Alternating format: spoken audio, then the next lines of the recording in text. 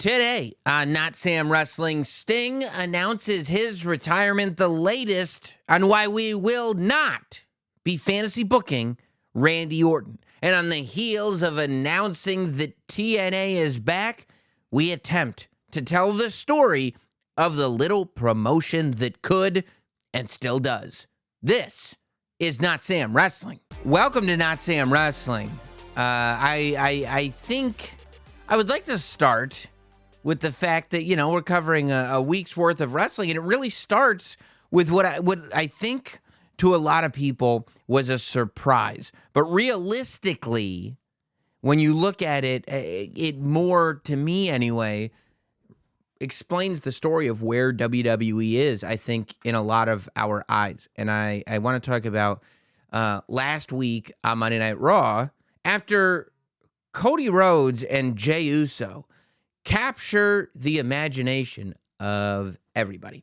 And, of course, there's no way that the WWE could have predicted how well the two of them would do at that press conference. I think it was half. Well, I didn't even know how to divide it into fractions because I know wrestling, not math. But part of it was because WWE, as a hot product, is at the point now where people love the baby faces and they hate the heels. And it's a beautiful thing.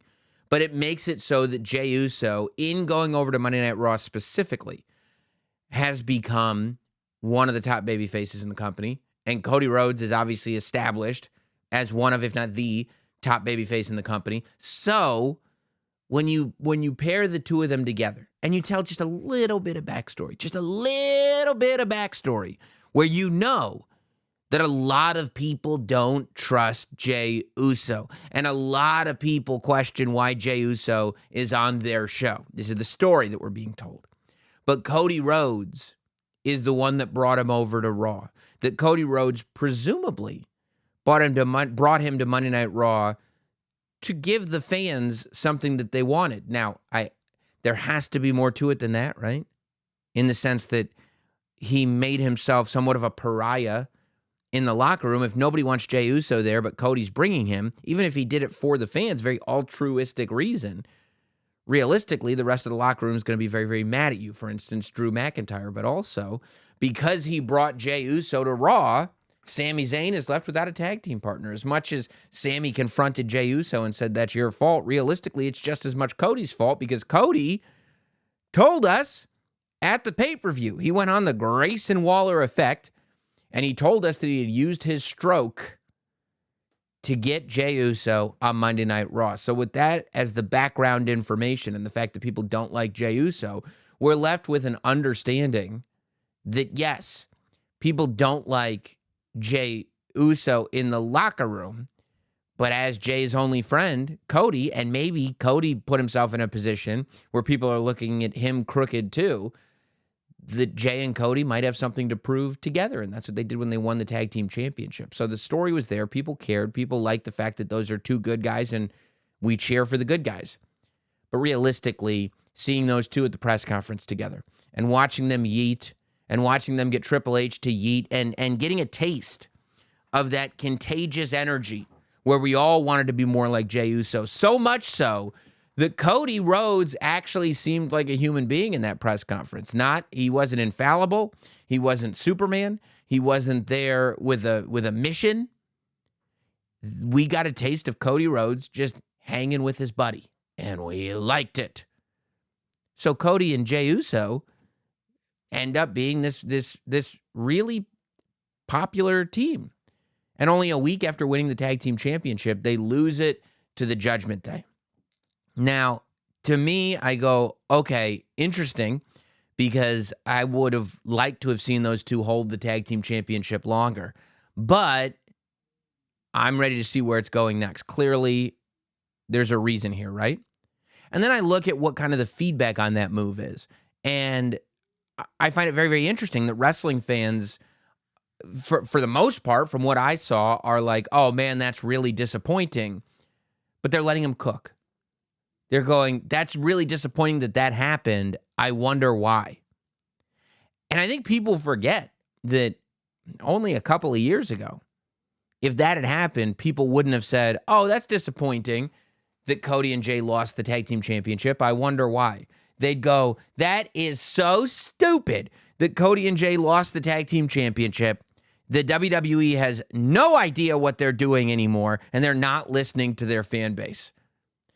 I think the fact that they're not saying that now is not because, oh, you've forgotten, or, oh, Triple H is in some honeymoon period, or, oh, it's because WWE Creative has done something that I've talked about before on the show, which is they've built up a level of confidence. They've built credibility with the audience to the extent that everything, more or less since WrestleMania 38, but certainly since WrestleMania 39, has made sense on some kind of cohesive level. Even the ending of SummerSlam, where people are still a little wonky on if they're accepting of the Jimmy and Jey split. The fact that Jimmy is kind of interesting as a wormy guy trying to get back in the bloodline, and Jey is a full-on babyface, they go, okay, I'll accept it.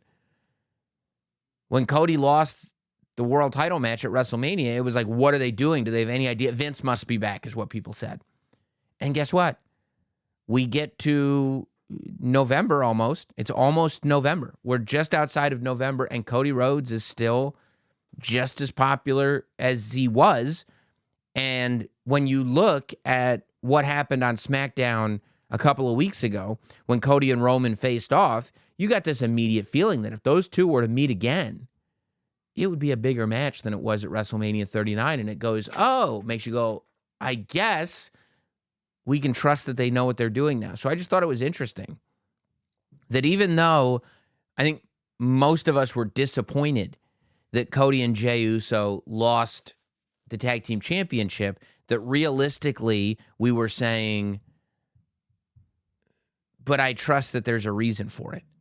I can accept that something bigger is going to happen here. And the story beats have been done in such a way where I trust that it's at least going to hold my interest. And it has been holding our interest. There's a lot of interesting things going on in the world of professional wrestling right now, not the least of which is everything that's happening in Impact Wrestling. You know, we don't talk a ton about Impact Wrestling here on Notsam Wrestling, only because we are on once a week, and there's a lot of wrestling to cover these days, every single week. But we forget sometimes that there is a third major American, anyway, or you could say it was global wrestling promotion, and that's Impact, or it's Impact as it stands. In a couple of months, won't be Impact no more. And I say that because Bound for Glory was over the weekend, and Impact, and I have said this on the show, and I've had Brian Myers on the show to talk about it a little bit, that Impact has low-key just been running great show after great show. I didn't get to go to Impact 1000, the TV taping, but I went to the Impact Plus live event before that show, the Friday, I guess it was, and it was an awesome, awesome show. It had a little bit of everything. I saw, Bully Ray versus PCO, and Tommy Dreamer winning the New Media Championship, or Digital Media Championship. Should be New Media Championship, but Digital Media Championship, and all that stuff in the Westchester County Center. And, I've been following the product, obviously. We are supposed to be watching the product. But seeing it live and sitting down for a show and everything, I was like, this is great. There's a little bit of everything. It's going back to its roots with some of the best women's wrestling. People forget that before the WWE got out of the diva space and realized, like, oh, we've got women here that can headline a WrestleMania. The TNA Knockouts division was way, way, way ahead of its time. And now with the women's roster that they have over there, and the fact that I think if you talk to them, maybe we'll have somebody on the show to speak on this, that the idea of being a TNA knockout is something that people hold with pride once again. And I think that's a really cool thing. But TNA had another good show over the weekend, Bound for Glory. Some of the highlights, you had the Battle Royal full of surprise entrants, including Sonny Kiss, who people have been wondering where Sonny Kiss is going to end up after leaving AEW. Well, Sonny Kiss was in the Battle Royal. I don't know if Sonny is in a Impact full-time or if it was just for Bound for Glory, but Matt Cardona also popped up in that Battle Royal. Now, Matt Cardona has not signed, but he loves going show to show to show. He loves popping up at MLW, popping up at Impact, and that's the way it should be. I think the standout match for a lot of people was Will Ospreay versus Speedball Mike Bailey. And I mean, look, if you could put Will Ospreay versus Mike Bailey on any AEW pay-per-view, and it'd be like, oh my God, you got to see what AEW is doing over here. Mike Bailey and Will Ospreay going at it on American pay-per-view from Chicago is an amazing, amazing thing. So check out the show if you get a chance. But I think the most newsworthy part of the show was what happened at the end when the announcement was made that TNA is officially coming back.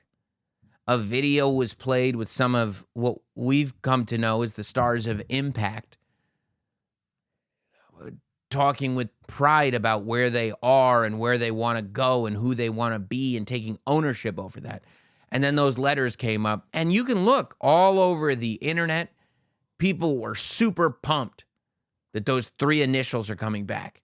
And the crowd responded to it instantly, chanting TNA, TNA. They said that, first of all, TNA has had a pretty good run internationally. In the UK, TNA had a real period of being a hot wrestling promotion in the sense that it did great TV ratings. You know, it was a big deal, and in other countries, as a matter of fact. But they also said that Impact wanted to unite the fragmented history of the company. This is what Scott D'Amore said in a press release, I believe. That not only is this about the fact that everywhere they go, the crowd still chant TNA. This company has been Impact Wrestling for years. But casually, when you're talking with friends, oh, where's he now? TNA? Where's she now? Is she going to TNA? No, but people don't stop saying TNA. That's what they know the product as, I think. And people chant TNA at those shows. So they said that combined with the fact that they want to unite the fragmented history of this company has resulted in them deciding that on January 13th, TNA returns with Hard to Kill. So we'll have Impact Wrestling for the rest of the year. And then starting with that pay-per-view, Hard to Kill, the TNA branding comes back. And Hard to Kill is the perfect name for a pay-per-view that brings TNA back. You know, I think the reason that they got away from TNA as branding the promotion as such was for a couple of reasons. Number one, you know, the name was always a little cheesy. It was a product of that post-Attitude Era wrestling where you're still trying to be controversial. What's TNA? No, total nonstop action. What did you think it was? You know, of course. That's why it was originally named NWA TNA. And then even I think more damaging than NWA TNA was LOL TNA, LOL TNA, which took over the internet for a while, and it was a way of highlighting all of the mistakes that TNA made over the years. And there's been a lot of them. But the reason that TNA has made so many mistakes over the years is because they've been around for so many years. When they talked about the fact that there's a fragmented history of the company, I thought it would be a great opportunity to talk about this company and to talk about that fragmented history and to try to put it all together into what exactly is TNA in 2023 and why are so many people so excited about this promotion changing its name back to what they know it as.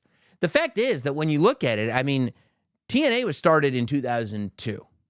It's 21 years old. The difference between WrestleMania 1 and WrestleMania 20 is how long TNA has been in existence. There's a lot of people that grew up with TNA. There was a period of time where TNA in the UK was easier to find than WWE was. And people that are young adults now might have grown up watching TNA wrestling. And I mean, think about the legends that came from TNA and did some of their best work in TNA. I'm talking about AJ Styles.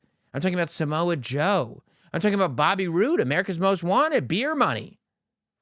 Think about the matches that Kurt Angle had in TNA, the stuff that Jay Lethal did in TNA. There's so much there. And when you talk about a wrestling organization that somehow has managed to stay in business for 21 years, it is, to me, among the most fascinating stories in the history of the industry that TNA has been around for this long. It's incredible. It's kind of unheard of, right? When you look at a company like ECW, who was at the height of its popularity when it went out of business. TNA has had plenty of moments that ECW had, in the sense that they go, uh-oh, we're heading up towards a brick wall. Uh-oh, I don't see any way to get out of this. And they find a way to get out of this. ECW couldn't do it. And they were, like I said, at the height of their popularity, filling up the Hammerstein Ballroom. You can go back in time and see, like, you know, the world-class championship wrestlings of the world. So many territories that were so hot for a period of time and just couldn't figure out. So many of these companies last for a couple of years and then they're gone. They just have a very, pardon the pun, impactful couple of years. But TNA just keeps on a-rolling. TNA started in 2002. It was NWA TNA. Jeff Jarrett and Jerry Jarrett, Jeff's father, founded the company. Reportedly, I want to say Jeff put in somewhere around $600,000. Jerry Jarrett put in somewhere around $300,000. It was, I guess, a two-thirds, one-third split. And they created TNA. They were talking with Bob Ryder about it. And Bob Ryder is a legend in terms of wrestling reporting and working backstage. He had worked with WCW for some time. He did a lot of the very, very early internet wrestling stuff. As far back as 1994, 1995, maybe even before that. I don't know. So this was after WCW had went out of business and ECW was no more. And Bob Ryder and the Jarretts were hanging out, and they were talking about the fact that WWE had this monopoly over wrestling. And the reason for that, realistically, was because TV networks didn't want to put wrestling on anymore. If it wasn't WWE, they didn't want to put it on. ECW could not get a national television deal. They went out of business. WCW, when it got thrown off Turner, could not get a national television deal. That's why Eric Bischoff and his partners weren't able to buy it, because his partners did not see any value in that company without a TV deal. And Vince McMahon was able to buy it for pennies on the dollar, because no television channels wanted to put ECW or WCW on their screen. However, WWE was doing great business. WWE in 2002 was doing really well. It's just the only wrestling people wanted to put on TV. So Bob Ryder and Jarrett said, well, look, there clearly is an audience for this. There is money to be made in this world of wrestling, but we can't get a national TV deal. How do we get our product in front of eyeballs? And they decided to do something fairly unprecedented, which is present their product as a pay-per-view only product. And at the time, it was crazy. But nowadays, you have podcasts that go exclusively to Patreon, right? If you want to hear this podcast, you have to pay for the Patreon monthly, and you will get the podcast. But otherwise, it's not there. That's kind of what they did before Patreon existed on pay-per-view. It was a less expensive pay-per-view than what WWE was doing monthly by a lot. I think it was like $5 or $10 a week for the weekly 2-hour show. And they brought on Vince Russo to help with creative, and they brought in the NWA titles. So that way, not only did they have a couple of names to begin with, they had Sean Waltman, they had Scott Hall, they had, names here and there, but they also had the NWA branding on all of their championships. So it added a credibility, theoretically, to it. And they would do their shows out of the asylum.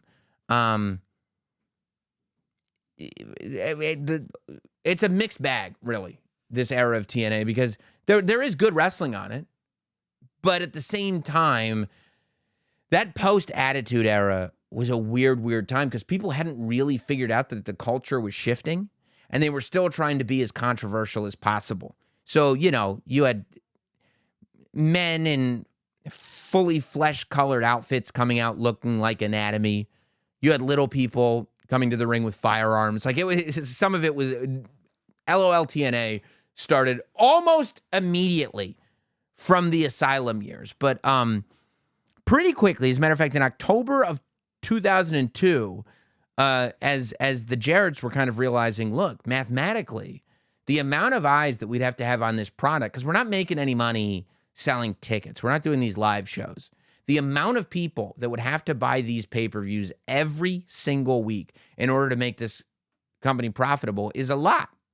So before they could go out of business, they were able to find another business to put a little money into it. In fact, there was a lot of money into it. Panda Energy, which was owned by the Carters, Robert Carter, whose daughter was Dixie Carter, they bought 72%, I believe, of NWA TNA and took over controlling interest in the company. By 2003, Dixie Carter was named president. By 2004, they stopped their weekly pay-per-views and they started doing TV every week on Fox Sports Net, which was like a kind of a young at that point. The Fox Sports Network still exists today. FS1, I think, this was FS1 in the very, very beginning phases of it. They also dropped the NWA from their name and they simply became TNA Wrestling. And this is also when they brought in the six-sided ring. Now, I think the six-sided ring, even though people, generally speaking, when you listen to interviews with wrestlers, they don't like the six-sided ring. They don't like working in the six-sided ring. I guess it's difficult and it hurts more.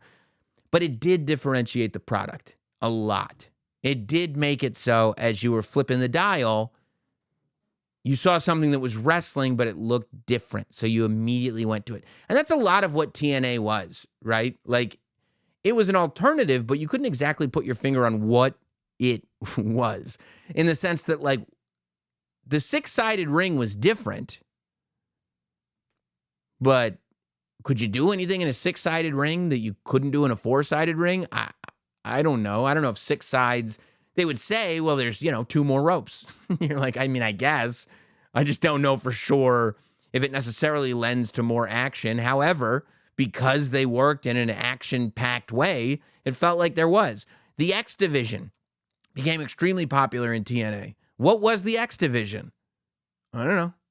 Nobody ever knew. There was never any definition as to what it was, but when AJ Styles and Samoa Joe and Christopher Daniels and those guys were wrestling for the X Division title, they were some of the best wrestling matches that you could find on television. So it led you to go, well, there's no X Division on WWE, and the X Division rules. So that's one of the things I like about TNA. What is the X Division? I don't know.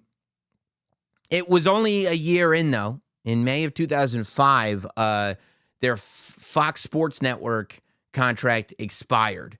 So they didn't have a TV deal for a little bit of time. And again, it looked like, oh boy, what are we going to do here? Like, how are we going to continue on? They kept doing monthly pay-per-views. And there were this is an era, 2005 TNA is like this era where you're just getting these great matches from these people who are future titans of this industry, many of which are still wrestling today on the tippity top of the card.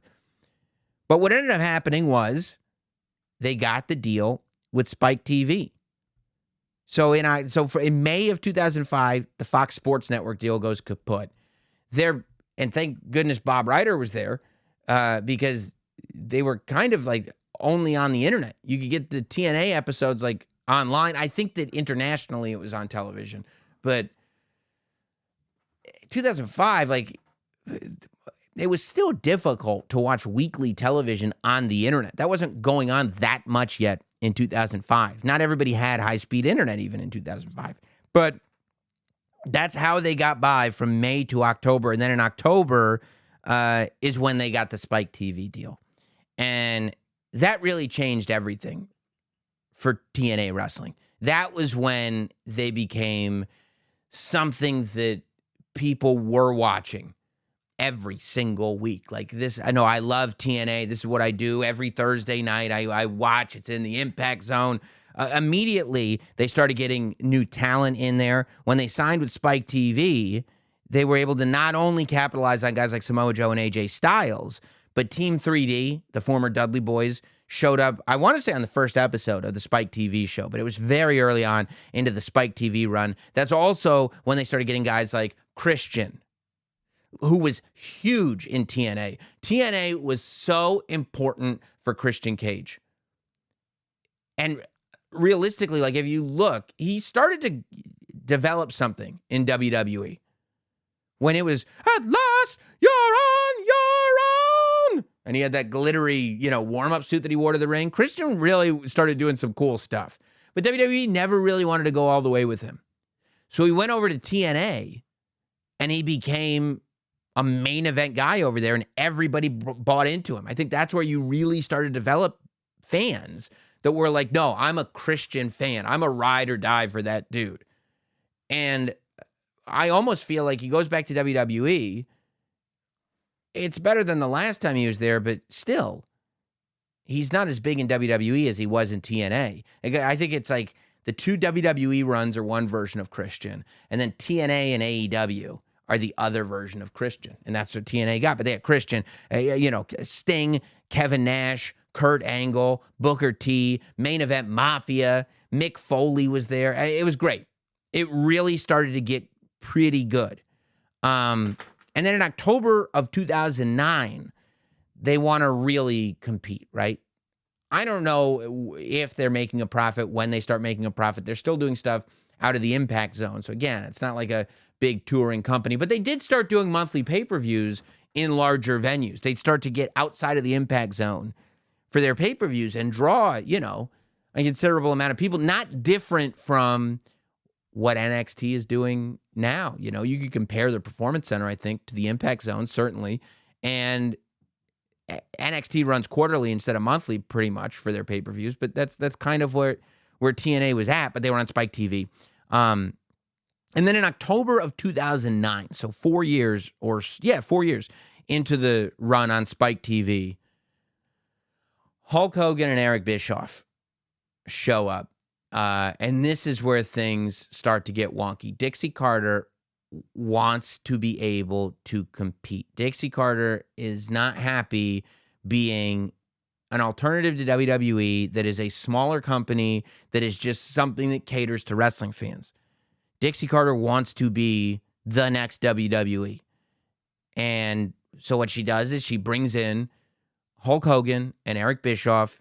Vince Russo has already come back, which is awkward as all hell, because the last time Vince Russo, Eric Bischoff, and Hulk Hogan saw each other, they were in court suing each other over wrestling storylines. But a lot changed here, right? They switched back to a 4-sided ring instead of a 6-sided ring, which a lot of the TNA kind of hardcores did not love, because 6-sided rings were what they'd become familiar with, and also just such a aesthetic part of the TNA brand. But they also decided it was time to go head-to-head. This is when they decided to go head-to-head with Monday Night Raw. They said, no, TNA needs to be on Monday nights. Impact needs to be on Monday nights head-to-head with Monday Night Raw. And the head start that WWE had above them, it was not the smartest move in the world. And it does go back, like history repeats itself. The same way when AEW was like, okay, we're going to end up for this week only going head-to-head with NXT. And WWE goes, oh, you are? Oh, okay, we'll have Cody Rhodes, John Cena, The Undertaker, LA Knight, Solo Sikoa. Like, everybody is going to be on this show. The first night that TNA decided to run Impact head-to-head with Monday Night Raw, they got an hour head start on them. And Monday Night Raw was still going, okay, no problem. Bret Hart is returning to WWE, and he's going to confront Shawn Michaels. And it was like, if you're a wrestling fan, what are you watching on this Monday night? So needless to say, they got clobbered. They would wait a couple months, but then they would go to Monday nights full time. And this was the era when, I mean, some good things happened, right? Jeff Hardy came back. That was good. Ric Flair came in. Rob Van Dam came in. But also, like, they brought in, like, the Nasty Boys and Bubba the Love Sponge. And a lot of, I mean, there was some heavy LOL TNA going on here as well. The switch to Mondays was fairly short-lived. And I think Spike TV on some level must have known, because they left the Thursday time slot open. It would be, they'd go live on Monday night head-to-head with Raw. But then on the Thursday 8 p.m. time slot that Impact was usually in, they would run an Impact replay. So they were just like, okay, we're not going to do Mondays anymore. We're going to go right back to Thursdays. And so they did. TNA started to lose a lot of steam at this point. Like, when TNA was just an alternative that was over here doing its own thing, that's when they were at their peak. When it was like, yeah, go ahead. Watch Raw on Monday and SmackDown on Tuesday, whatever day of the week SmackDown was on at that point, I don't remember. But they go, over here on Thursday, we've got this other show with these guys on it, six-sided ring. If you like it, come watch our show too. And that's kind of when TNA was at its best. When it wasn't sitting there going, no, we're competing, we're better than them, watch us instead of, no. Like, oh, okay, you like that? That's cool. Watch us too. And people were into it. When TNA started going, watch us instead of WWE, people stopped watching. And they were making a lot of mistakes at that point, and there were a lot of difficulties. Now, it wasn't all bad. You know, Sting had this incredible resurgence. Again, the likes of which he's having in AEW right now. Sting as Joker Sting was a whole new deal. Aces and eights. That was, I mean, it didn't never really paid off. It got a little sloppy by the end, but in the beginning, aces and eights was killer. So in 2012, Panda Energy, either Panda Energy went out of business or they just got out of the wrestling business. And basically, the 72% stake that Panda had went individually to Dixie Carter and her father, Robert Carter.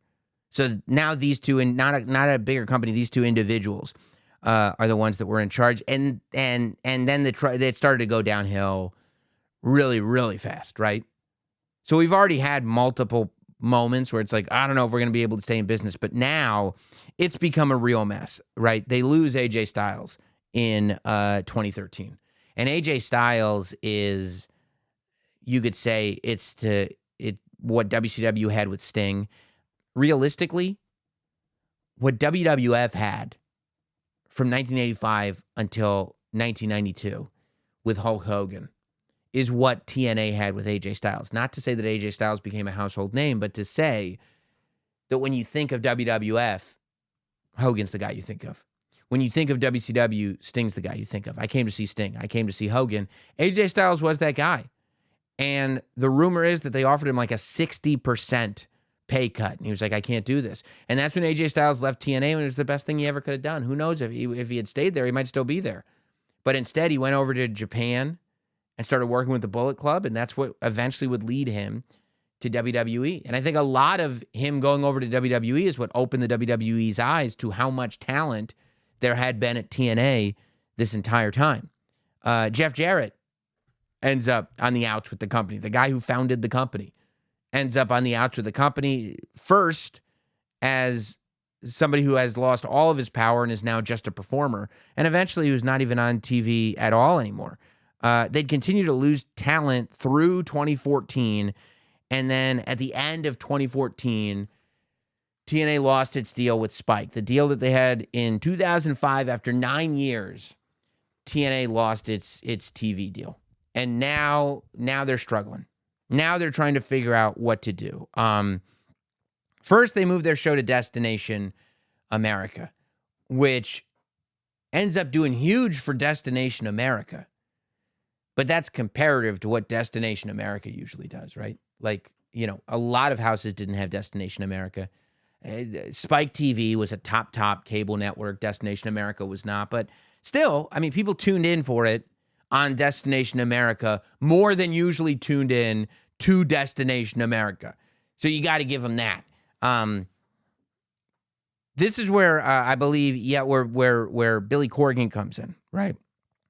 Later in 2015, Billy Corgan joins the company first as a top level producer.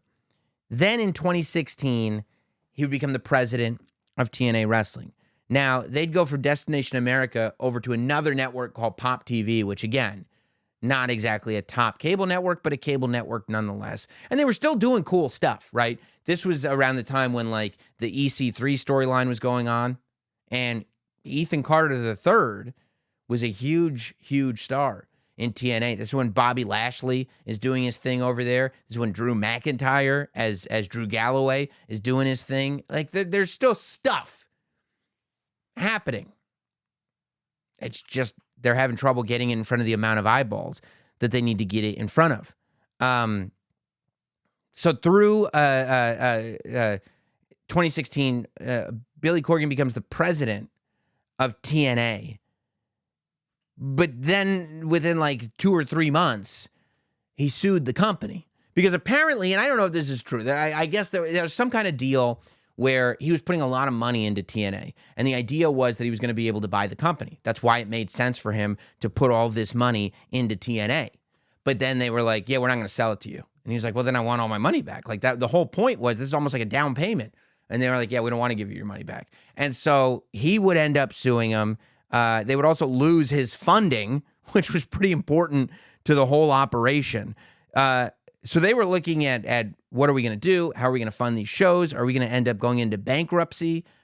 And that's when this company, Anthem, which is a Canadian company that was, I believe they own the Fight Network. They were broadcasting TNA in Canada. Anthem comes in and they go, okay, we're going to save you from bankruptcy. We're going to take over your debts. And so they helped them out by taking over their debts. And then eventually they would buy the controlling interest in the company. And I think they would lower Dixie Carter's stock in the company down to like 5% or something like that. So she had no say anymore. She was just an investor, and that's it. That was at the point that TNA, this is 2016 or so, decided to rebrand to become Impact Wrestling. Again, I think because TNA had developed such a stink, going from network to network to network, losing talent. They developed a reputation for not paying talent. The internet was laughing at them. It was bad. It was a bad time branding-wise. So they said, Impact means Impact. Everybody knows what it means. Let's just go with that. From now on, we're Impact Wrestling. They would also bring Jeff Jarrett in. Now, Jeff Jarrett had left TNA, and he had started this company called Global Force Wrestling. Now, when I say he started the company, that was kind of it, right? He had created the brand. He had a logo. He had title belts, but he didn't have a TV show. He didn't have a touring schedule. He didn't have anything like that. He was kind of taking this brand and just partnering with companies. And so he partnered with Impact Wrestling. In June of 2017, Impact Wrestling actually rebranded themselves. At first, it was almost this like invasion, like rivalry between brands, where you had Impact Wrestling versus Global Force Wrestling, and you had both titles at stake, even though Global Force had kind of just been invented. And then their partnership got to the point where they were like, okay, I guess we're Global Force now. And Impact Wrestling rebranded themselves Global Force in June of 2017. But then by October, so June, July, August, September, October, 4 months later, they're not Global Force Wrestling anymore. Now they're back to Impact, and there's a lawsuit going on with Jeff Jarrett that apparently got settled out of court. So now we're getting into 2018.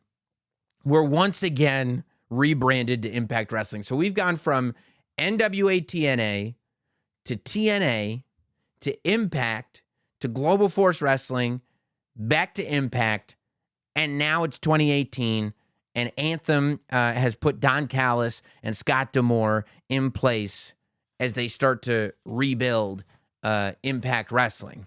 And they did, and it was just through doing shows. They started playing much smaller venues, much more realistic venues. They started finding talent that they could count on kind of regularly to put on good matches. They started doing a ton of tapings all in one shot, and almost started rebuilding from scratch to an extent. They ended up going into the pandemic, and they put shows on throughout the entire pandemic, wrestling in completely empty rooms for basically the whole pandemic, which, I mean, when you look at the companies that couldn't stay, Ring of Honor couldn't stay in business after the pandemic. And somehow TNA or Impact Wrestling at the time figured out a way. They partnered with AEW in 2020 and 2021. You remember, with Don Callis and Kenny Omega, Tony Schiavone and Tony Khan would be doing bits on the Impact TV show, which really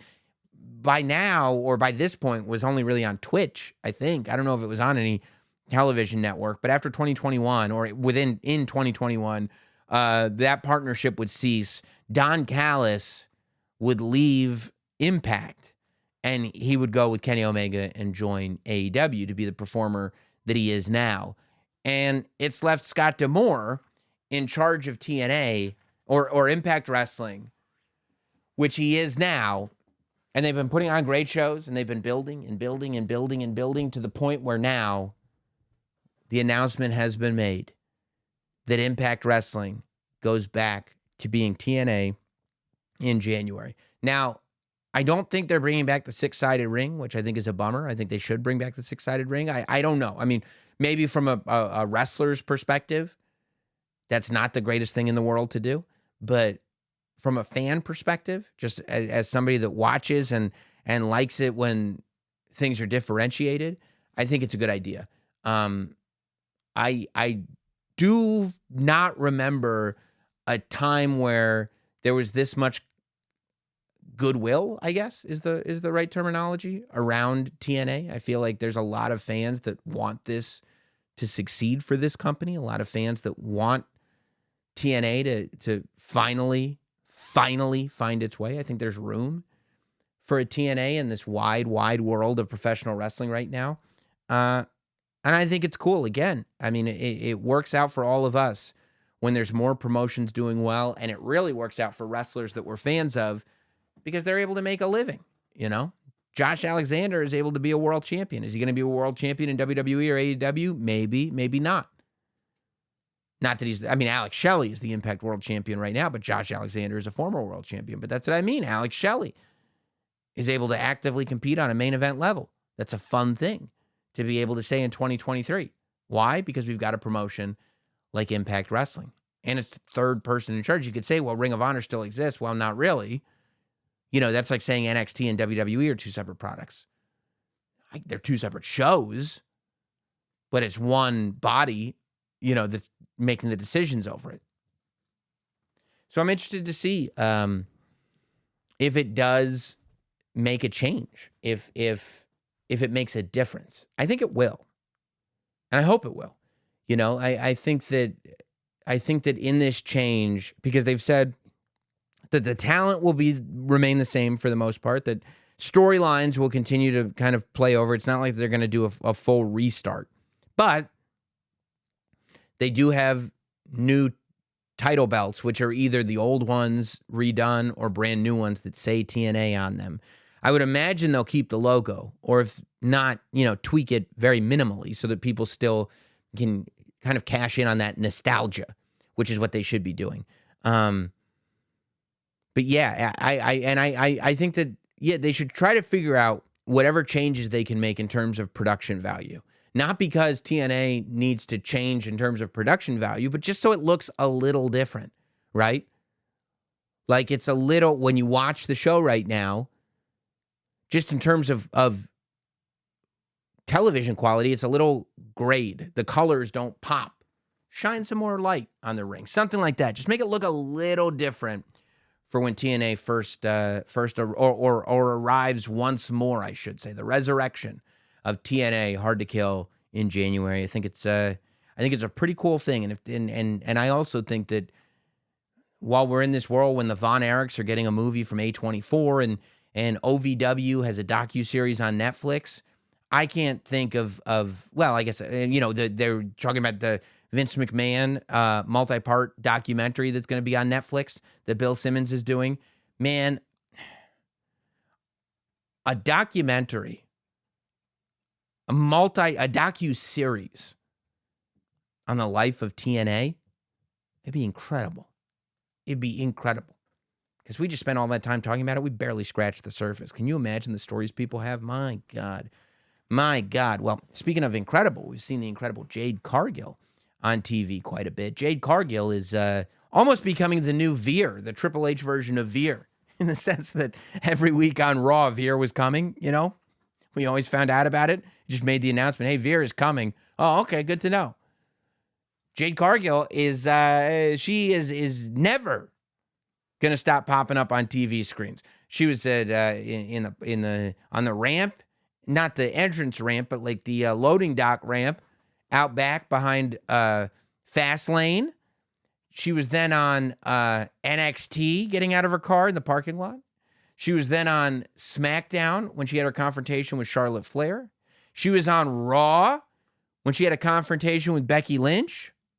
And then she was on NXT once more at the very end of the show, looking at her watch, zoomed in.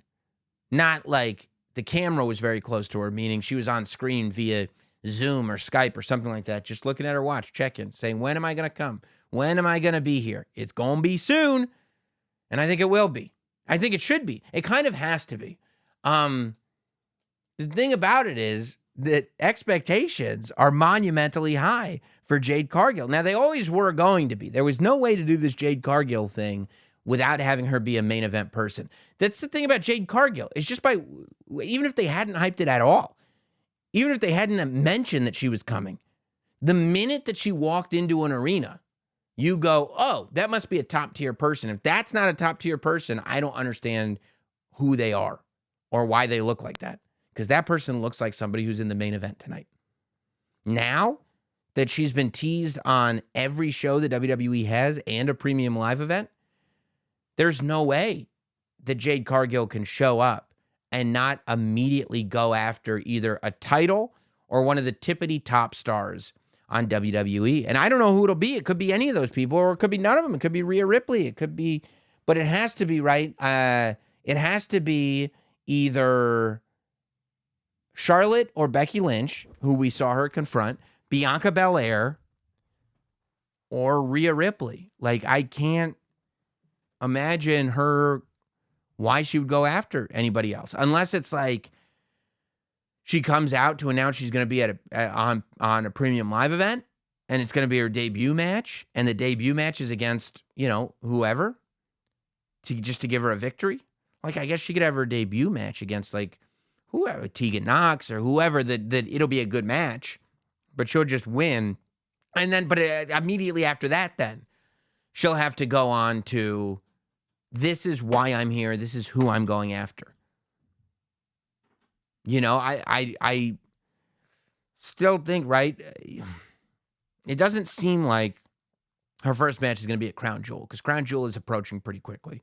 So it doesn't seem like that's where we'll see her. But it could be Survivor Series. At this point, it's almost like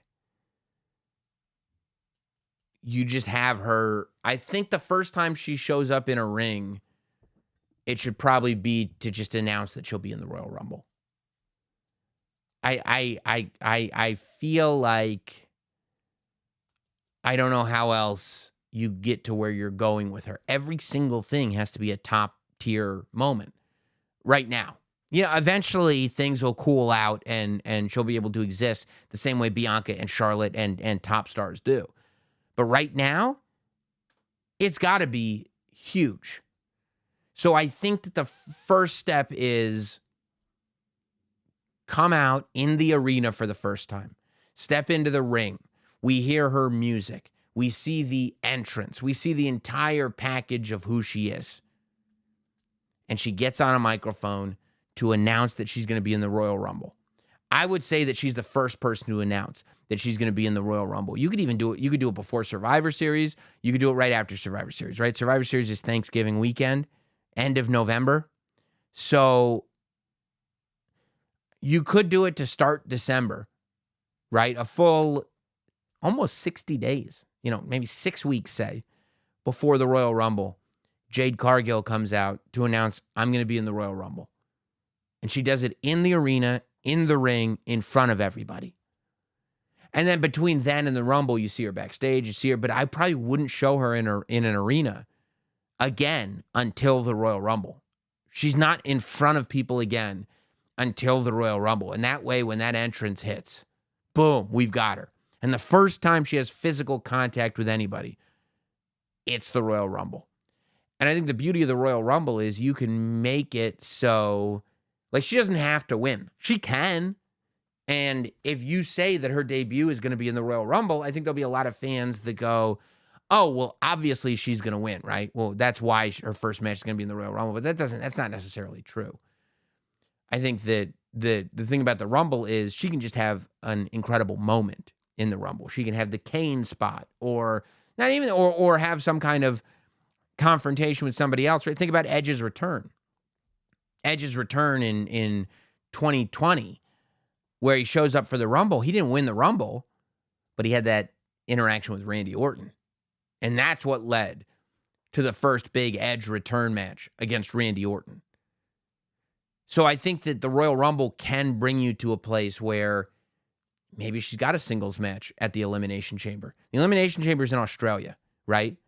So maybe the idea is her first match is the Royal Rumble, and then her next big match is in that stadium in Australia against somebody big who she had a confrontation with at the Rumble, and then we get her to WrestleMania in some way, shape, or form, whether it's as an exhibition or whether it's in a title match.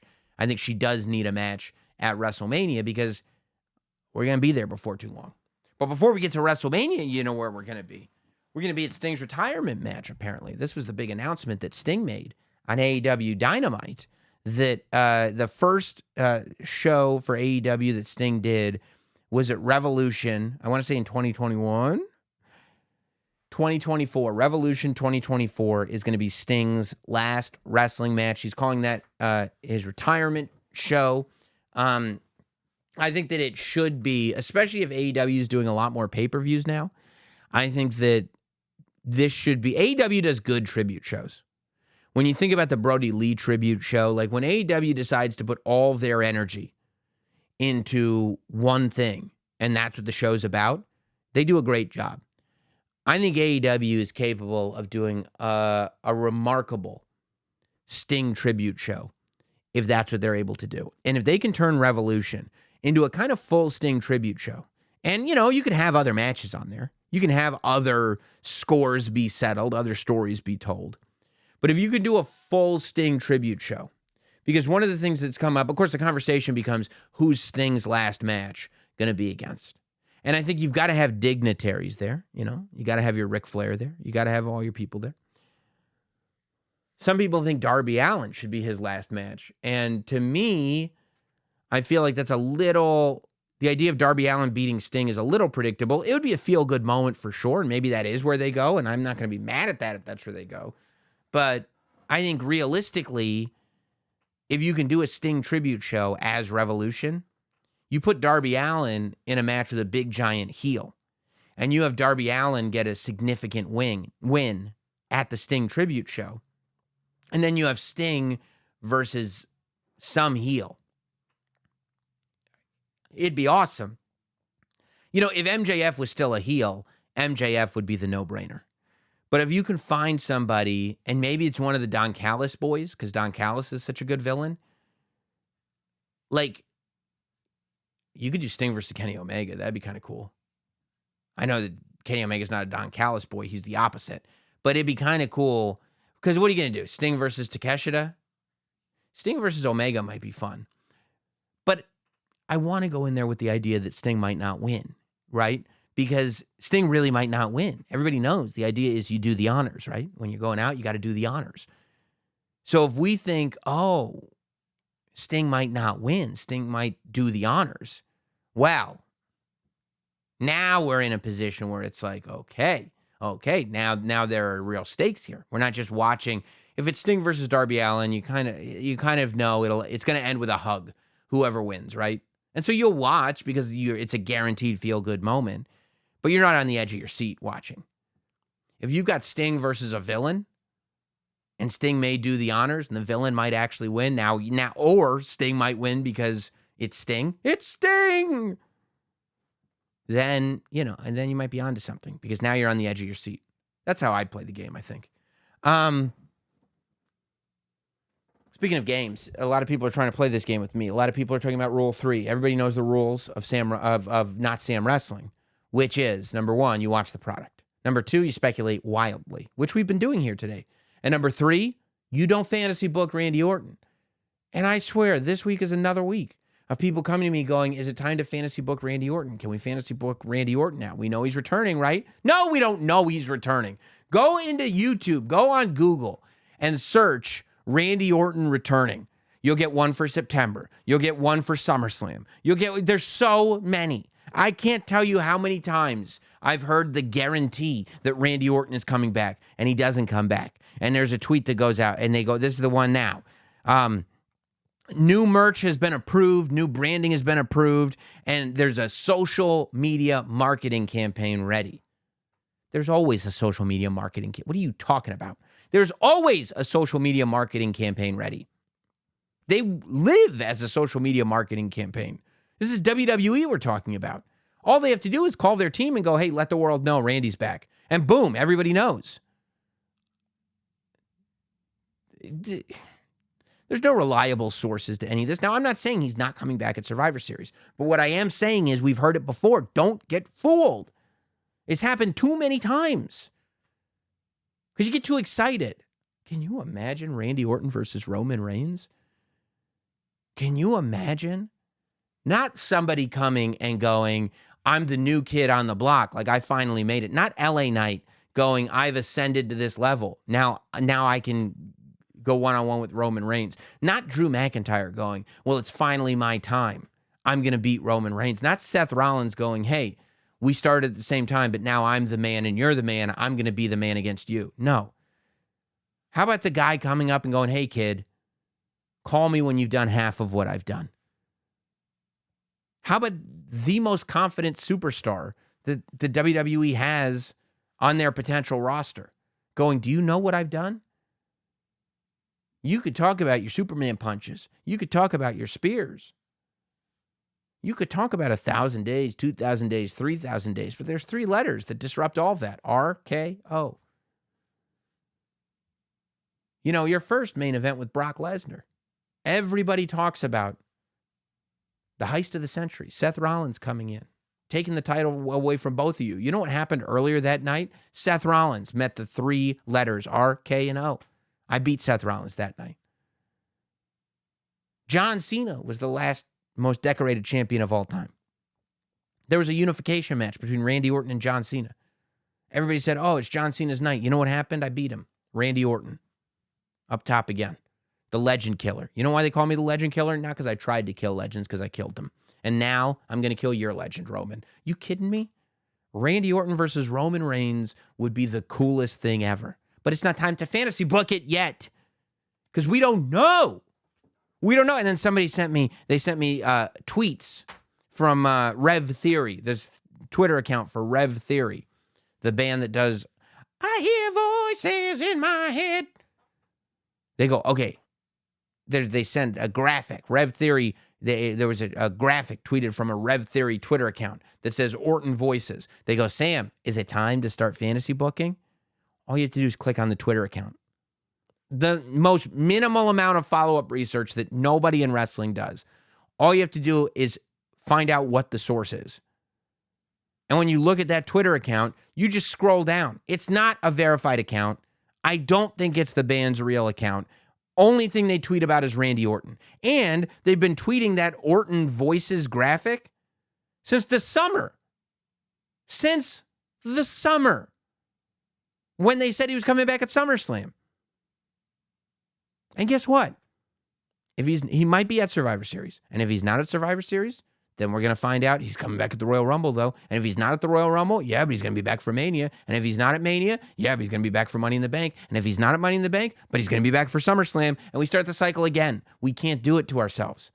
It's not time to fantasy book Randy Orton. Certainly not.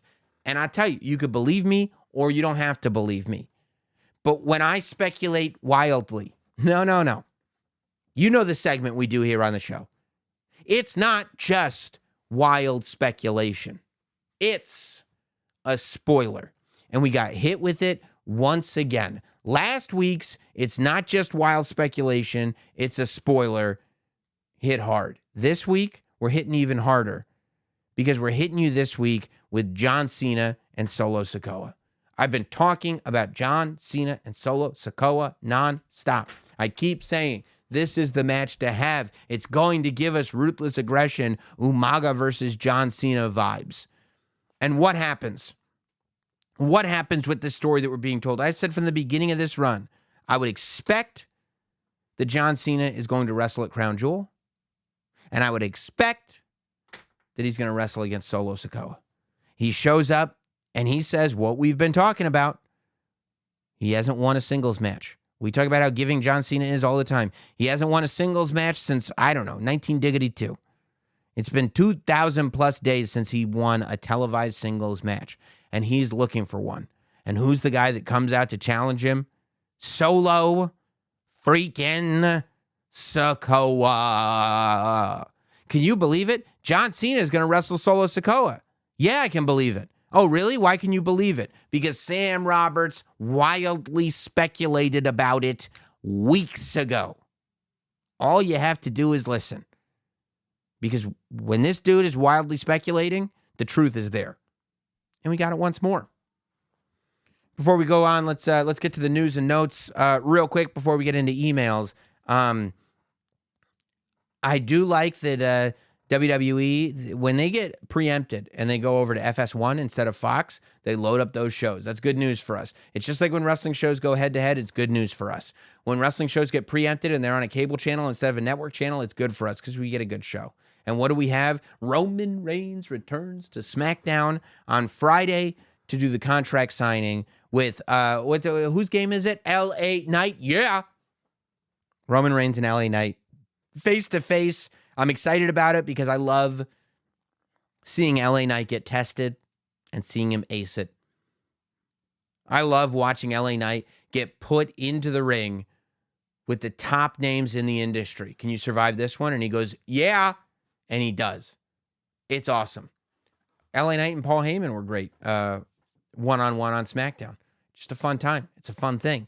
Speaking of fun, now we know why Nick Aldis was named general manager of SmackDown. Because he doesn't take any guff.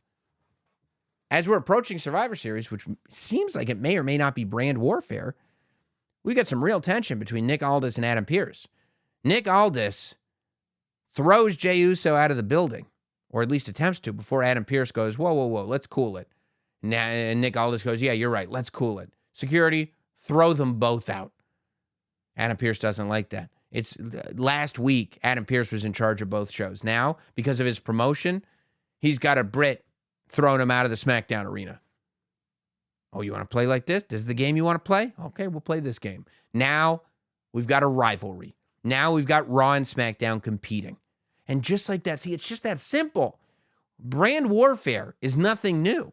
But for some reason, WWE for so long just refused to do those little things. Just that one little segment. And now all of a sudden, we've got a reason. And it's the little details, right? It's not just the fact that Nick Aldis is throwing out Jey Uso and Adam Pearce. The fact that Nick Aldis has no loyalty for Jey Uso, because you're not one of my guys. I'm here for my guys. It's not just that Adam Pearce was mad and got in his face a little bit. It's that Jey Uso said, come on, man. And he patted Adam Pearce on the back. Right? Now we see this sense of loyalty. Now we see this sense of team. Jey Uso is part of Team Raw. Now, it could mean that for War Games, you're going to get the baby faces of Raw versus the heels of SmackDown. Because I think what you won't do is just have brand versus brand for the sake of it. Right? Are you going to do champion versus champion and do Seth versus Roman or Roman versus Drew? I don't think so. I don't think they're going to sacrifice good story for the sake of it. I think what we could end up having is one traditional Survivor Series match that's brand versus brand. Because I don't even know, like, you could say, well, what about Rey Mysterio versus Gunther? IC title versus United States title. It's possible, but Logan Paul may be the champion by then, and I don't see Logan Paul versus Gunther as a possibility. Why put Logan Paul in that position? So, I mean, if they did, it'd be very entertaining, but why? So, unless they're going to do War Games. See, the problem is that, well, okay, Judgment Day is tag team champions again. But then you can't do LA Knight. See, if you're going to do baby faces versus heels for War Games, it's like there's too many, because your Raw baby faces would be Cody, Jay, Sammy, Seth, but Seth might have a title match. See, because like ideally you'd want Cody, Jay, Sammy, KO, LA Knight versus Jimmy, Solo, Balor, Priest, maybe Dominic. So War Games is probably not going to be brand versus brand, but maybe they'll just do a Survivor Series match that's brand versus brand. And that could be fun, right? If you have a Roman Reigns match and a Survivor Series brand versus brand match and a War Games match, that's a hell of a Survivor Series, my friend. We'll see. It's a hell of a Survivor Series. We'll be keeping our eye on that, but we're also keeping our eye on the email. If you want to email in, the email is notsamwrestling@gmail.com. That's notsamwrestling@gmail.com. By the way, anybody that took part in the Not Sam Wrestling merch sale a month or so ago, those shirts are going out. Check your mailboxes. You may have them right now as we speak. If you are, rock them, wear them, post them, do whatever you want. They're yours. But yeah, all of those should be going out. They go direct from the printer to you, so you don't have to wait for a middleman. But they should be out this week if you haven't gotten them already.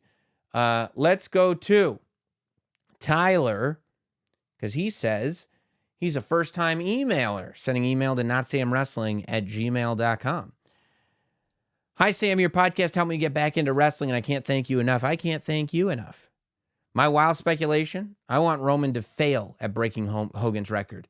I think we all have an idea that Roman won't lose the title until WrestleMania 40, but who will he lose it to? None other than Randy Orton, JK. Cody will finish the story. If it's a dumb idea, then so be it. Okay, well, look. I believe you would have to do the math, but I think the Hogan record actually kicks in right after SummerSlam of next year. So if you want him to fall short of Hogan's record, if you just want him to not make Hogan's record, like nobody's going to be talking about Hogan's record going into WrestleMania because we're still going to be months away from that. Cody beating Roman at WrestleMania 40 is not a dumb idea at all. You know, there are many ideas. It's obviously not a dumb idea. In fact, that's the idea that I think most people buying tickets would love to see. But if you want to factor Hogan's record into it, the fact is that Hogan's record would be broken after SummerSlam, I think. You have to check the calendar. So maybe the idea would be that he holds it until SummerSlam, and then people go, oh, well, if he holds it until SummerSlam, he's definitely going to break the record, right? Like you have him hold it until right before the record breaks, and then it gets taken away from him. So he just misses Hogan's record. Like that's what I want to see with all these records that people have now. I want to see somebody almost get a record. I want to see, like, anytime it's advertised that a record's going to, like, if he wins this match, he'll break the record. He always breaks the record. Whether it's Roman, whether it's Gunther, whether it's whoever, they always break the record. I would love to see somebody go like, if they win this match, they break Hogan's record, and then Roman doesn't break the record. Because he'll never get it back. Like, that's how you take something away from somebody that they will never get back. They almost had this thing. And now he'd have to get the title back and hold it for another, however many thousand days it is. It's you take something from him that he can never get back.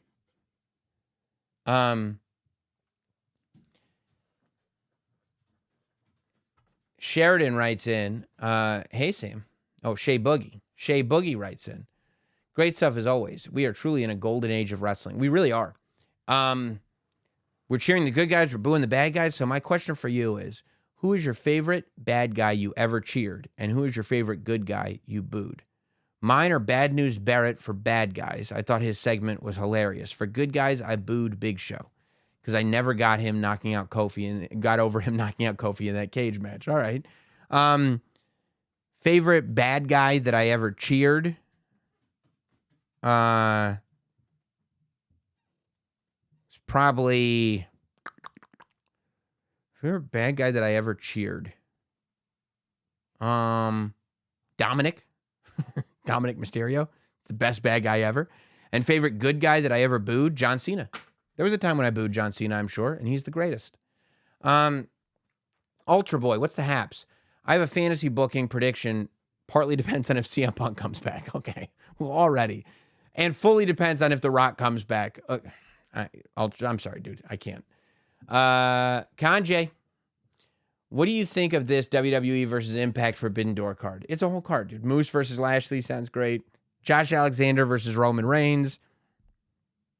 I don't know if I'd do that. I mean, it's interesting, but I don't know. I'm trying to think if there's a more dominant champion in recent years, though, than Josh Alexander. Look, I can't go over the whole card, dude. Come on. Be realistic. Max Rubenstein writes in, with Sting's announcement on last week's Dynamite about retirement. Okay, come on. I already talked about it, bro. Come on, Max. Raj, I've been a wrestling fan for 30 years. Been listening to your podcast since WrestleMania 39. First time writing in. Appreciate you, Raj. What a breath of fresh air this podcast has been in the internet wrestling community. Tell more folks about it. I was swerved when Aldis kicked Pierce out of the SmackDown venue. I'm loving the dynamic. Their animosity will bring a new era of the Raw versus SmackDown wars. I don't want to see Aldis versus Pierce at WrestleMania 40. I do want to see how one will try to out-GM the other. What are some of your predictions and wild speculations as to where the battle of the GMs can go? Well, it certainly is no coincidence that it's happening leading into SummerSlam. And I think that's part of it. But I think that we do have to realize that we're in a very interesting time. Because for the first time that I can think of, the GMs can absolutely have a legitimate wrestling match. Adam Pearce has never had a real WWE match. And Nick Aldis has never had a WWE match. But Adam and Nick can both 100% still go. Neither one of them are over the hill. Both are still in good shape. We realistically could have a put your boots on, put your tights on wrestling match between Nick Aldis and Adam Pearce. Do I think that can headline a pay-per-view? No. Do I think it could be fun? I mean, can you imagine a Survivor Series where the general managers actually wrestle? I wouldn't mind seeing them wrestle. Maybe that's just because I want to see Nick Aldis get a WWE match because I like him. But yeah, I could see it. I think it's more geared towards Survivor Series, though. I think it's geared towards Survivor Series. And then as it leads on, I think that it just adds stakes, right? You've now got Nick Aldis specifically picking people for the Royal Rumble because he needs them to beat Raw guys. Like usually you just award people opportunities in the Rumble. But now both Adam Pearce and Nick Aldis want the winner of the Royal Rumble to be wrestling for their brand. So they will only choose people for that Rumble match that they think can actually win. It is perfectly legitimate for Nick Aldis to go, I am not putting you in the Rumble this year because I don't think you can win. I think he has at least a 1 in 30 shot of winning. I'm putting him in. It's about bragging as to what show gets the main event of WrestleMania. It's bragging and trying to make sure that your show is the one that gets the Money in the Bank briefcase. It's all that stuff. I think it's really good. I'm with you. Nicholas writes in, first, thanks for the Pat Buck interview. Instructive and fun. If you haven't seen that yet, it's on the Notsam Wrestling YouTube channel. Great conversation with Pat Buck. And I think one of my favorite parts is him really breaking down what a producer does. We keep hearing like, oh, he's going to WWE to be a producer. He's going to AEW to be a producer. I think most people, even the smart brainiacs that listen to this show, don't really know what a producer is. And Pat really breaks it down. Nicholas writes in, something bugs me about AEW. I'd like to have your thought. Don't you think that their product can be confusing and prevent new fans from being hooked? My point is there's too many titles. The trios ones are pointless in my opinion, plus a ton of mid-card titles and ROH titles too. Less titles, more story. That's my point. So, I think they need less titles, or at least they need to define their titles better, right? If you're going to have all the titles, I don't mind the world title, obviously, the international title, the women's title, the tag team title. And I actually don't mind the trios title because you have had moments like, I think the trios title is really good when you've got an act like the Acclaimed. I think when you've got an act like the House of Black. I think there are, as long as you're building trios, it's okay to have a trios title. There have been 6-man titles throughout the history of wrestling. The Von Erichs were the 6-man champions, but they also worked against people like the Freebirds. They built a trios division. So as long as you build a division, I think a trios title is fine. And AEW does do that. I think where it gets wonky is I don't understand the need for the TNT title and the and the international title unless the TNT title is only defended on TNT. I think Chris Statlander should be only defending the title on Dynamite, and I think Christian should only be defending the title on Collision, TNT, and TBS. Otherwise, it's very confusing. I don't think the ROH title should be a part of AEW television. You're right. That is confusing. And of course, what do you emailed into this show and said, "Hey, Sam, do you think story is important in wrestling?" You know who you're talking to. Okay? Don't try to brown nose with me. I know. I'm going to tell you you're right. I'm going to tell you, of course I do. I love stories in wrestling, but I think that. Micah writes in, on last Friday's SmackDown, Cena teased retirement from WWE. My question is, how would you book Cena's retirement match and who would it be against? Well, I can tell you flat out, John Cena would lose. And that would be his request. I think Cena's retirement match, I would have him win a bunch of matches. That's key. Build him back up. I'd have him start winning matches again. I might even give him a month as champion. He couldn't just come in and have a retirement match. He'd have to come in and out sporadically for a period of time and remind people that he's unbeatable. And then I'd have, whether it's Cody might be a good person to have John Cena's last match with, or I don't know if there's a heel that I would have beat John Cena, because the idea is that you're going to take that energy and carry it forward. Like Dom beating John Cena in John Cena's last match would be great. But I don't think Dom needs it. And I don't think you could do with Dom the things that you could do with somebody who wins that match. You know what I'm saying? So, yeah, I feel like I'd have John Cena beat a whole bunch of people and then have Cody beat him. And that would be Cena's retirement match. Matt writes in, "Hi, Sam. While I get the purpose of using the undisputed tag team titles as a device to allow heavy hitter main event guys to move between shows when they hold the belts, I'm starting to wonder if the tag team division as a whole is suffering as a result. If this pattern continues of having main event level guys like KO, Sammy, Balor, and Priest, now Jey and Cody, exchange the titles, then what's left for the more traditional teams like Imperium, Alpha Academy, Street Profits, and potentially DIY? I know that you always preach that not every feud storyline needs to revolve around championships, but I just fear that some of these teams are getting shortchanged." Matt from Scotland. I get what you're saying, because it makes it so that the titles are out of reach. But I also think that the tag team title being on a pedestal this high, number one, it's made it so the tag team championship can main event a show, which wasn't always the case and historically has not been the case. But number two, I feel like a high tide raises all ships.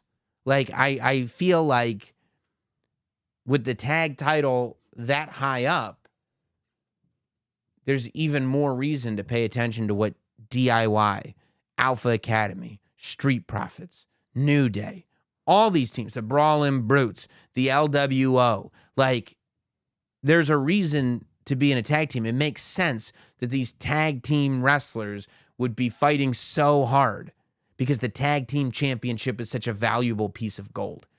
And I still feel that way. I get your point. You're not wrong. It's just two different philosophies. John writes in, If you had to make a top 5 list of rewatchable items in WWE/wrestling, what would they be? I'm going to just do yours. I'm not doing my whole list for you. It's a whole podcast. Mine are WWE Countdown, biggest blunders, especially the parts regarding Sid and the Steiners and the Dungeon of Doom. Okay? That's weird that that's top 5, but okay. Triple H versus Daniel Bryan, WrestleMania 30. That's interesting because I probably would have picked the triple threat for the moment at the end. Sasha versus Bayley, take over Brooklyn. Boom. Yes. 100%. Yeah. Flair versus Steamboat, Chi-Town Rumble. Yeah. I'm not wrong at that. I'm not mad at that. And then Steamboat versus Savage, WrestleMania 3. Big Steamboat guy, huh? Yeah, mine would... most of those wouldn't make my list, but I don't know. Maybe one day I'll make that list. It's a fun exercise.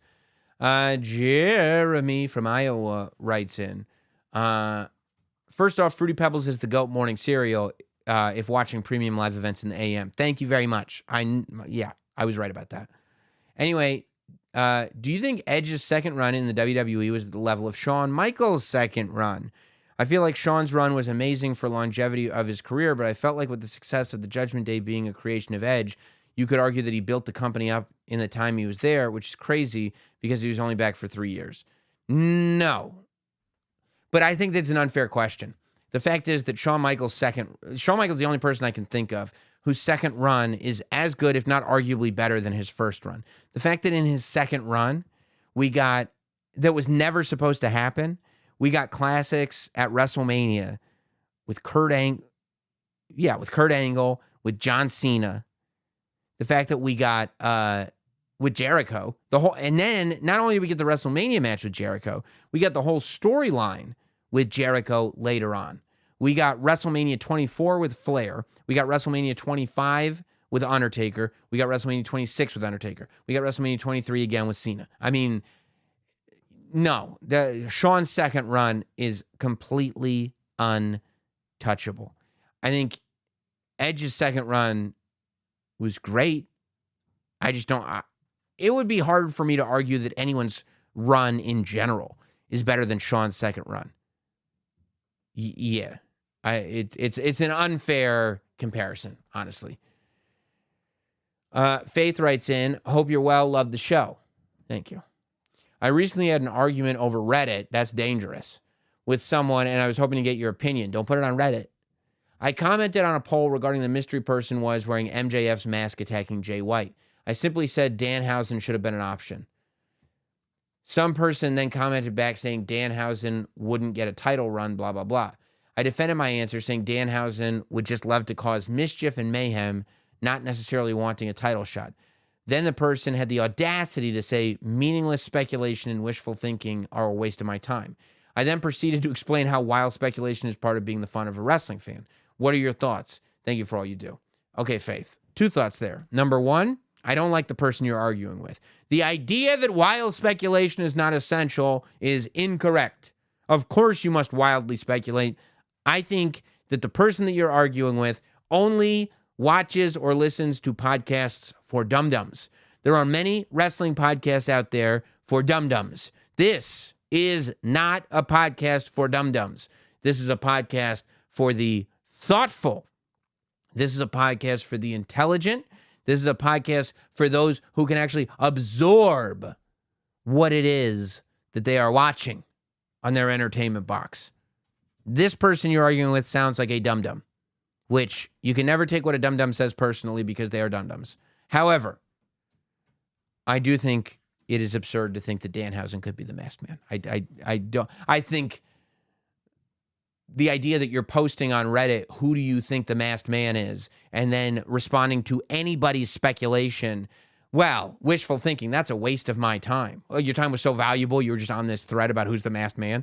But no, I mean, I think, you're talking about a world title main event level reveal. You're talking about something that is theoretically going to be MJF's next feud, right? You're talking about what should be the biggest story in AEW.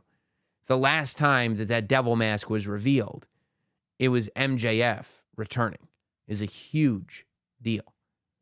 So no, the idea that Danhausen would be doing this because he likes mischief would be very bad for AEW. It'd be very, very bad for that company if that happened. That said, you speculate. You speculate to your heart's content, and you don't worry about these dum-dums trying to get you to stop speculating, because this is not a podcast for dum-dums. Hey, yo, this person writes in. I think it's pretty clear that we're headed towards Rhea Ripley versus Becky Lynch at WrestleMania 40. I don't know. Okay, if you say so. However, I believe that the perfect opponent for Rhea is Liv Morgan. The history is there. They used to be a tag team. Rhea turned on her before joining the Judgment Day. They lasted all the way to the end of the Rumble match, and Liv is now out because of Rhea in kayfabe. I know it's not a very believable opponent, but her coming back around January to win the Rumble and be the Iron Woman once again would get people behind her.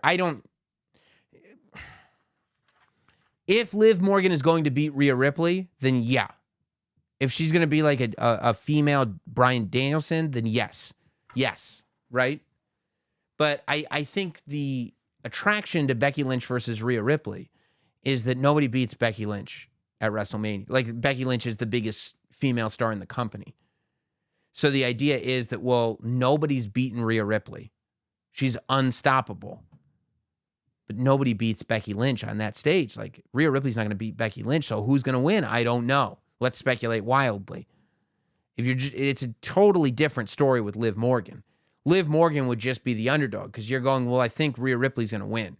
And then Liv Morgan, gives us that moment. I also don't know if Liv Morgan is the last person at a WrestleMania. But yeah, I mean, if people get behind her to that level and they can make a new giant star out of Liv Morgan, not that she's not a giant star now, she's a huge star now. But if the Royal Rumble can turn her into an even bigger star to the point where, I'm not against it. I'm a Liv Morgan fan. It's just at the moment not as big of a match as Becky Lynch versus Rhea Ripley, if that's where it's going. Adam wants to know if we're allowed to fantasy book Alexa Bliss.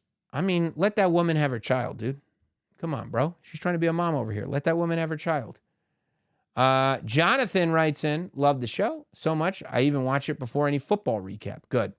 Anyway, I was just curious if we could do a quick Sin Cara lesson. I've lost track over the years. No, I'm not doing it now, but I should have, because Mystico was on Rampage. I watched Mystico versus Rocky Romero 2 out of 3 falls. And I was thinking it would be a fun trip to go down the tree of Sin Cara. Because Mystico, I don't think Mystico is Sin Cara or Sin Cara Negro. Because Sin Cara was Sin Cara.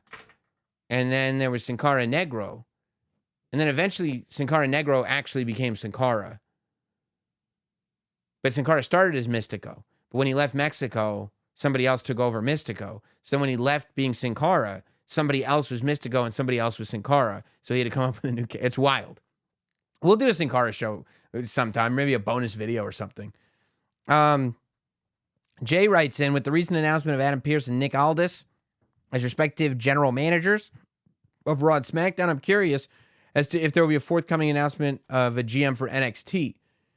With it being near the end of 2023, nearing the completion of the no on-screen appearance condition of his release, what do you think the chances are we might see the return of William Regal as the NXT GM in January 2024? Well, I don't know. I have no idea what his contract is, if he's allowed to do that or not. I would love it. I think it'd be great. I think the idea of Shawn Michaels as the upper authority figure and William Regal as the day-to-day, everybody loves William Regal. It would give you a sense of history. I think it would be a good idea. If you're going to have a GM of NXT, he'd be the perfect fit. I just don't know if he's allowed to or not. I have no idea. All right, last email of the day. Alex writes in, what's up, Sam? I have a question that you might appreciate. Big emphasis on might. Also, I just recently started getting into wrestling podcasts, and yours has been one of my go-tos. Probably should be the number one go-to. Great job. Thank you. Some of your listeners just need to give better questions. You are coming off very cocky here, Alex. This better be good. And it cracks me up when you get frustrated at some of the questions. Okay, all right, let's see. Because a lot of people think they're like, oh, man, that's such a stupid question. Here's mine. They don't realize they also have dumb questions. Let's see. I have a wild speculation of my own. Good. that I think would be the only way we could see Cody turn heel, although we all love to be a part of his entrance. LOL. I lulled. I wonder what's yours is before you. No, I'm not going to give you my Cody turns heel. I'm going to read yours. Already, you're putting me to work. I don't like that. Alex thinks LA Knight, and as over as he is, he's looking toward the tribal chief Roman Reigns. That's already happening, unfortunately, for your theory. I think we all hope that match happens. It's already been announced, dude. This email was sent. It was already official, I think, when this email was sent. It's happening. And when it does, how about interference from Cody? Or do you see the crowd turning against Cody? I would love to see a heel Cody. A swap of white to black in his ring attire. By the way, he's already done black tights. It's already happened. For the adjustment, what do you think? Cody is a heel possibility at this point, or do we accept him as a babyface? No, come on. Alex? Of course not. Why would you turn Cody now? Now is not eventually, yes. Eventually, Cody will be a heel. But now, why would you do it now? Just because? Because you can? Because could you imagine if? That's not a good reason to turn somebody heel at all. No, that would be terrible. You're saying in 2 weeks you want to turn Cody heel? That's ridiculous. He's right in the middle of his rivalry with the Bloodline. He still doesn't like Roman Reigns. Why would you turn him heel? If you're going to turn him heel, it would have to be after his next battle with Roman Reigns. He would have to either finish the story or fail to finish the story again to have him turn heel. Either one of those could turn him heel. Finishing the story could turn him heel eventually, not right away. It would be a feel-good moment, not right away. And not finishing the story could drive him mad. But the idea that he just turns on LA Knight just because, and what, LA Knight is the new Cody Rhodes? Come on, dude. It's insane, Alex. Get your stuff together. You put the expectations on yourself very, very high. Let me do one more, because just I see the topic is WWE announcers. Avik writes in, thanks for getting this on the air. Oh, you're very confident, Avik. Is it just me who notices whenever WWE announcers remind us Damian Priest has Money in the Bank briefcase and mention what his foreign guarantees that he will not cash in, especially when he says, who knows, he may even cash in later tonight. It puts me off, as well as we all love to cash in, even if there's a 1% chance. Is it just me who notices whenever WWE announcers remind us? Oh, you're saying that you are annoyed that they remind us that he's got the briefcase because it guarantees that he won't cash in. Well, I mean, I guess, but they got to sell it, right? If he's not cashing in, they don't want you to forget about it unless he's cashing in, which I guess means that if they're not letting me forget about it, it reveals that he's not cashing in. So I get your point, but I mean, that's a big part of who he is right now. He's Senor Money in the Bank. It's important. All right, I'm going to keep reading emails. It's going on too long. I appreciate all of you who email in. I appreciate it if you don't email in. If you just watch the show. If you watch the show, you're watching on YouTube, don't forget to leave something in the comments. Hit like, hit subscribe, send the video along. Tell your friends about this great podcast as long as they're not dum-dums. If you're listening to the show on Apple, leave a rating and a review. If you're listening on Spotify, leave a rating, maybe answer the Q&A that's up. Whatever you want to do. I appreciate you all, and I will see you again for another episode of Notsam Wrestling.